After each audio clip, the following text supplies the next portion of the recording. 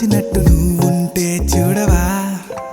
మంచువాన నన్ను ముంచెనంట, వాన విల్లు మీద ఇల్లు కట్టెనెవ్వరంట.